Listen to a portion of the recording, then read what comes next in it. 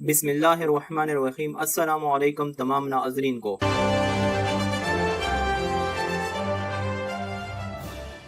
ملیحہ لودھی نے وزیر اعظم عمران خان کا دورہ امریکہ ناکام بنانے کے لیے بھارت کے ساتھ کون سی حساس معلومات شیئر کی تھی؟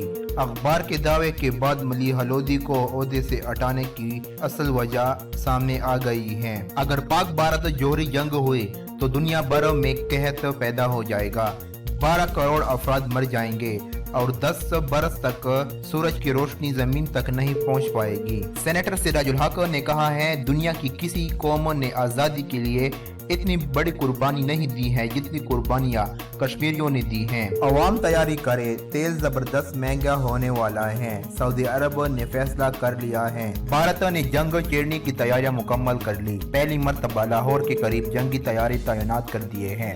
جنگی تعینون میں بھارتی حکومت نے پاکستان کے سرحد سے ملحقہ دیگر تمام ہوائی اڈوں پر بھی جنگی طیارے اور بھارتی ہتھیار پہنچا دیے ہیں۔ قومی اسمبلی کے اجلاس کی کارروائی عوام کے لیے کھولنے کا اعلان کر دیا گیا ہے۔ اسپیکر اسد کیسر نے قومی اسمبلی کے اجلاس کی کارروائی عوام تک رسائی دینے کا فیصلہ کر دیا ہے۔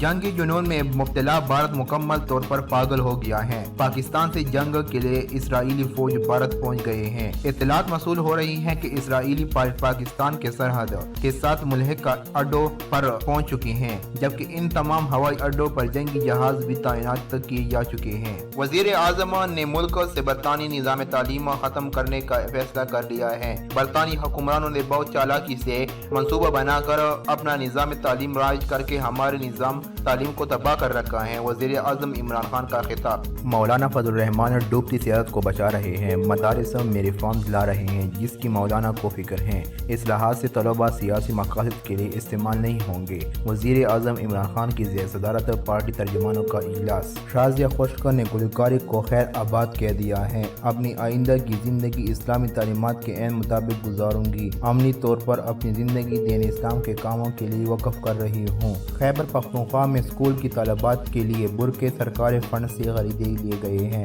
مردان گورنمنٹ مڈل اسکول کی 9 طالبات میں برقع تقسیم کیے گئے ہیں۔ کیا شاہد افریدی پاکستان کے اگلے وزیر اعظم بننے والے ہیں؟ بھارتی میڈیا نے پاکستانی کرکٹر ٹیم کے سابق کپتان شاہد افریدی کی دعوت کو متنازع بنا دیا۔ شاہد افریدی کی پارٹی کا راز پاکستان کے آرمی چیف کے ان سے کی گئی کمٹمنٹ ہے، بھارتی میڈیا نے مضحک رپورٹ بنا ڈالی۔ 27 فروری 27 ستمبر اور اب 27 اکتوبر۔ مولانا فضل الرحمان نے مارچ کے لیے 27 اکتوبر کی تاریخ رکھی، یہ محض اتفاق ہے یا پھر سوچی سمجھی حکمت عملی؟ کیا 27 فروری اور 27 ستمبر کے بعد 27 اکتوبر کا دن بھی ہمیشہ یاد رکھا جائے گا؟ طالبان کو پروٹوکول دینا سفارتی آداب کے خلاف ہے۔ طالبان ایک شدت پسند گروہ ہیں، ان کا اس طرح کا استقبال کرنا اور پروٹوکول دینا ملکوں کے لیے درمیانی سفارتی اصولوں کی خلاف ورزی ہے۔ افغان حکومت نے اپنا رد عمل دے دیا ہے۔ کرکٹ دی 100 ٹیموں کے نام، لوگو اور ابتدائی 5 کھلاڑیوں کا اعلان کر دیا گیا ہے۔ دی 100 کے ڈرافٹ میں افریدی، بابر، حفیظ، شاہین، فہیم اور عماد شامل۔ لودھی نے وزیر اعظم عمران خان کا دورہ امریکہ ناکام بنانے کے لیے بھارت کے ساتھ کون سی حساس معلومات شیئر کی تھی؟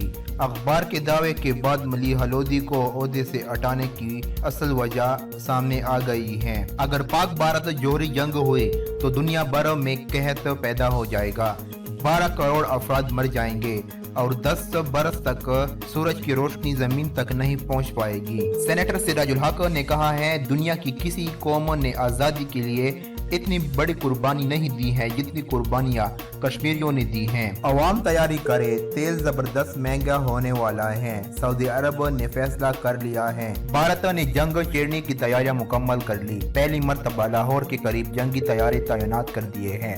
جنگی تعینون میں بھارتی حکومت نے پاکستان کے سرحد سے ملحقہ دیگر تمام ہوائی اڈوں پر بھی جنگی طیارے اور بھارتی ہتھیار پہنچا دیے ہیں۔ قومی اسمبلی کے اجلاس کی کارروائی عوام کے لیے کھولنے کا اعلان کر دیا گیا ہے۔ اسپیکر اسد کیسر نے قومی اسمبلی کے اجلاس کی کارروائی عوام تک رسائی دینے کا فیصلہ کر دیا ہے۔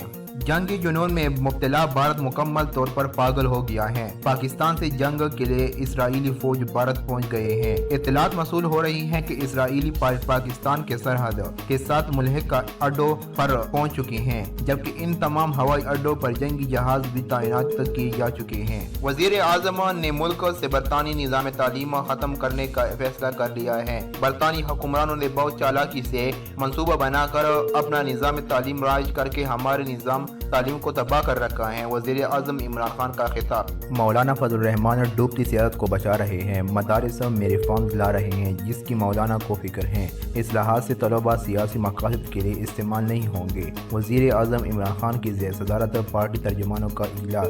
शाज़िया खुशकर ने गुलकारी को खैर आबाद कह दिया है। अपनी आइंदा की ज़िंदगी इस्लामी तालीमात के ऐन मुताबिक गुजारूंगी। अमली तौर पर अपनी ज़िंदगी दीन इस्लाम के कामों के लिए वक़फ़ कर रही हूँ। खैबर पख्तूनख्वा में स्कूल की तलबात के लिए बुरके सरकारी फंड से खरीदे लिए गए हैं। मर्दान गवर्नमेंट मिडिल स्कूल की 9 तलबात में बुरका तकसीम किए गए हैं। क्या शाहिद अफरीदी पाकिस्तान के अगले वज़ीर आज़म बनने वाले हैं? भारतीय मीडिया ने पाकिस्तानी क्रिकेटर टीम के साबिक कप्तान शाहिद अफरीदी की दावत को मुतनाज़ा बना दिया। शाहिद अफरीदी की पार्टी का राज पाकिस्तान के आर्मी चीफ के इनसे की गई कमिटमेंट है। भारतीय मीडिया ने मज़ाक़ रिपोर्ट बना डाली। 27 फरवरी 27 सितंबर और अब 27 अक्टूबर। मौलाना फजल रहमान ने मार्च के लिए 27 अक्टूबर की तारीख रखी।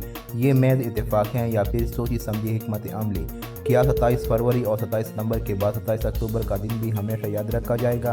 तालिबान को प्रोटोकॉल देना सफारती आदाब के खिलाफ है। तालिबान एक शिद्दत पसंद गिरोह हैं। उनका इस तरह का इस्तेकबाल करना और प्रोटोकॉल देना मुल्कों के लिए दरमियानी सफारती असूल की खिलाफ वर्जी है। अफगान हुकूमत ने अपना रद्द अमल दे दिया है। क्रिकेट दी 100 टीमों के नाम, लोगो और इब्तदाई 5 खिलाड़ियों का ऐलान कर दिया गया है। दी 100 के ड्राफ्ट में अफरीदी, बाबर, हफीज, शाहीन, फ़हीम और इमाद शामिल। दोस्तों, इस वीडियो को लाइक शेयर करें और पाक राइज न्यूज़ के चैनल को जरूर सब्सक्राइब करें और नीचे कमेंट सेक्शन में अपनी राय जरूर दें।